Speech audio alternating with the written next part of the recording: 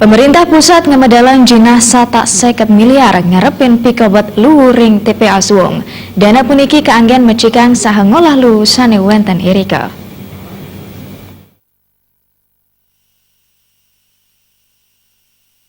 Sesampune nani nenten dinas pengelolaanipun pikobat luhuring TPA Suwung kejantanang sampun manggin pemargi. Sangkaning sampun wenten dana saking pemerintah pusat satak 50 miliar rupiah. Anggota Komisi 3 DPD Bali Wayan Adnya nemosang dana sane wenten jagi keanggen midab-daben genah ring TPA Suwung sane jimbaripun kantos petang das hektar. Kantos mangkin wau kepidab-daben majang das hektar 5 hektar keanggen majang pewangunan sanitasi landfill miwah 5 hektar pindah ke genah lu pembakaran insilator. Pemargini puniki mejantan kelasane yang antuk maundakan.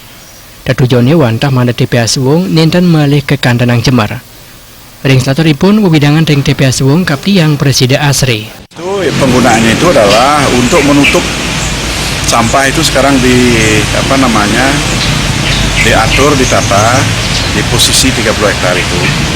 Ya, kemudian ditata sedemikian rupa terasering, kemudian dihijaukan. Nah itu tetap itu sekarang disiapkan ada 10 hektar lagi, ya, di luar yang ditata sekarang itu masih disiapkan 10 hektar. 5 hektar itu adalah untuk nanti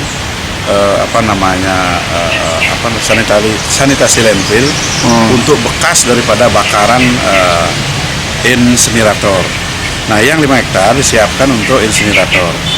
Nah ini yang sekarang ini dalam proyek yang 250 miliar ini, itu untuk yang insinerator itu baru disiapkan tempat.